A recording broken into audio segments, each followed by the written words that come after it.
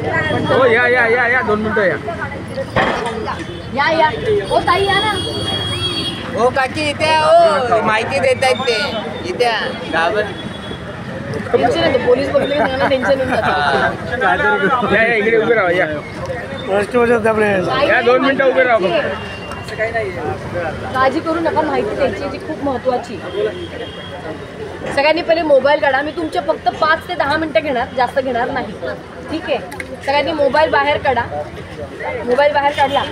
सगळ्यांनी एक number save करायचा आहे तुमच्या मोबाईलमध्ये. सगळ्यांना 100 नंबर माहिती आहे ना? 100 नंबरला तुम्ही का कॉल करता? पोलिसांची मदत पाहिजे म्हणून तुम्ही कॉल करता. कुठे भांडणं झाली, कुठे अजून काही कौटुंबिक वाद झाला, कुणी कुणाला छळलं, धमकी दिली, हाणामारी झाली, काय करता तुम्ही? 100 नंबरला लगेच फोन करता आणि माहिती देता. बरोबर आहे. पण तुमच्या संदर्भात कुठला सायबर फ्रॉड झाला, सायबर सिक्युरिटीचा नंबर काय झाला तर तुमच्याकडे कुणाकडे नंबर आहे का सायबर फ्रॉडच्या संदर्भात? हेल्पलाईन नंबर सायबर नाही ना? तर सगळ्यांनी मोबाईलमध्ये एक नंबर सेव्ह करा. 1930 1930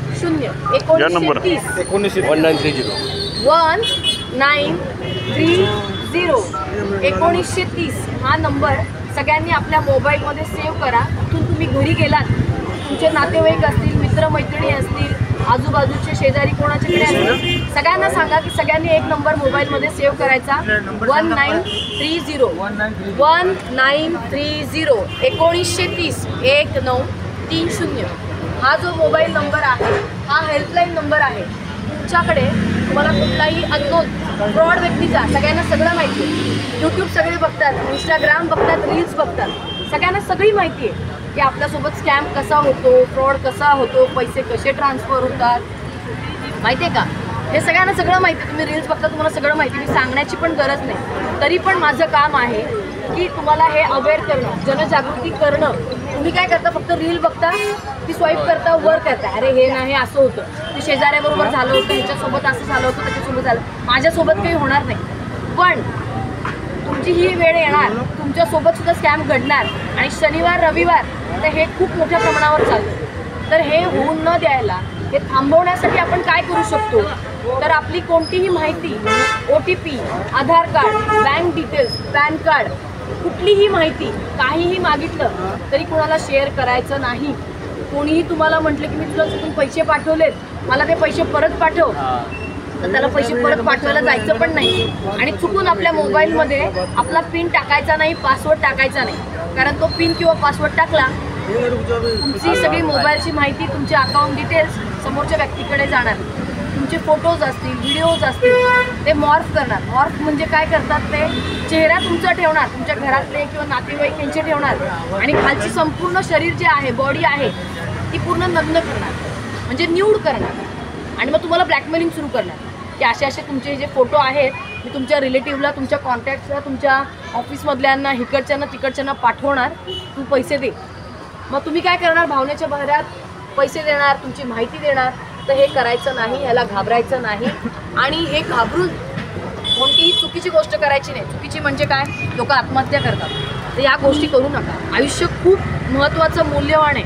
आपली फॅमिली असते, आपण त्यांच्यासाठी, कुटुंबासाठी जगत असतो. तर या गोष्टीसाठी तात्काळ रिपोर्ट करायचा. 1930ला कॉल करा किंवा cybercrime.gov government.in या वेबसाईटवर जाऊन तुम्ही स्वतःसुद्धा कंप्लेंट नोंदवू शकता. किंवा तुम्ही चक्षू नावाचं पोर्टल आहे, तुम्ही घरी गेल्यानंतर, तिथून गेल्यानंतर चक्षू नावाचं पोर्टल आहे, ते तुम्ही यूट्यूबला स्वतःहून बघा की ते कसं काम करतं. तुम्ही कोणता आलेला कॉल असेल, SMS असेल, व्हॉट्सॲपचा कॉल असेल, त्याच्या संदर्भात कसा तुम्हाला रिपोर्ट करायचा असेल किंवा इंटरनॅशनल कॉलसुद्धा असतात, त्याच्या संदर्भात सुद्धा तुम्ही रिपोर्ट करू शकता. त्याच्यासाठी 1963 हा नंबर आहे आणि एक टोल फ्री नंबर आहे, त्याच्यावरती सुद्धा तुम्ही जाऊन कॉल करू शकता आणि सांगू शकता. म्हणजे असं नाही की फक्त भारतीय नंबरच तुम्हाला स्पॅम करतो, इंटरनॅशनल कॉलसुद्धा असतात की ते तुम्हाला स्पॅम करतात. मग तुम्ही तुम्हाला खूप टेन्शन येतं, अरे मॅडम कसं करू, काय करू? तर ह्या बाबतीत अवेअर होण्यासाठी तुम्ही या चक्षू नावाचं जे पोर्टल आहे, गुगलवर जाऊन टाकायचं चक्षू संदर्भात माहिती. मग ती कशी काय ते यूट्यूबला पहा. त्याच्यावरती तुम्ही कॉलला, SMS ला, व्हिडिओ कॉलिंगच्या संदर्भात तुम्ही स्वतः कंप्लेंट करू शकता. आणि काहीच नाही झालं, 1930 नंबर आहे आणि ते पण तुम्हाला समजलं नाही, तर मग आम्ही आहोतच. आम्ही आहोत तिथे तुमची आम्ही हेल्प करतोच, पण तरी तुम्ही एक जागरूक म्हणतो ना आपण, एक अवेअर नागरिक आहात, जागरूक नागरिक. त्याच्यासाठी तुम्ही काय केलं पाहिजे? कोणालाही OTP देऊ नका. तुमचे बँक डिटेल्स, आधार कार्ड, पॅन कार्ड, इलेक्ट्रिसिटी, हे ते ते ते ते काही कुणाला शेअर करू नका. कुणाचे मेसेज अननोन व्यक्तीचे, अनोळख्या व्यक्तीला भाव पण देऊ नका. काही माहिती पाठवू नका, पैसे घेऊ नका, देऊ नका, कॉन्फरन्स कॉलवर जाऊ नका, आपले पिन टाकू नका. बस हे करू नका तर तुम्ही त्याच्यापासून वाचणार. मी एक प्रश्न विचारू विचारा. आता दुनियेत चंद्रावर मंगळावर चाललेले आहे, मग हे जो कंट्रोल होत नाही काय? त्याच्यावरती अवेअरनेस हाच कंट्रोल आहे. कारण माणूस आहे तर माणसाकडून चुका होतात, बरोबर आहे. तर त्याचप्रमाणे माणूस काय करतो, चुकाच्या नादामध्ये माहिती देऊन टाकतो. तर हे रोखण्यासाठी आपण स्वतः, नॉलेज तुमच्याकडे सगळ्यांकडे आहे. यूट्यूब बघताय, रील बघताय, वाचताय, न्यूजपेपर वाचताय, सगळीकडून तुम्हाला माहिती मिळते. पण सर्वात महत्त्वाचं आहे की त्या नॉलेजचा, त्या ज्ञानाचा वापर करा. सतर्क राहा, ज्ञानाचा वापर करायला शिका. मुलांना सुद्धा शाळेत तेच सांगतात की तुम्हाला ABCD वगैरे सगळं येतं, तुम्ही पाठ करता, पण त्याचा कसा वापर केला पाहिजे, ते काय केलं पाहिजे हे बघितलं पाहिजे. आणि आपण माणूस आहे तर आपल्यासोबत सुद्धा फ्रॉड होणारच आहे, ठीक आहे. हेच सांगायचं होतं. आणि तो नंबर सेव्ह करा, 1930-1930 आणि cybercrime.gov.in ही वेबसाईट लक्षात ठेवा. आणि बाकीच्यांना पण ही माहिती द्या. थँक्यू.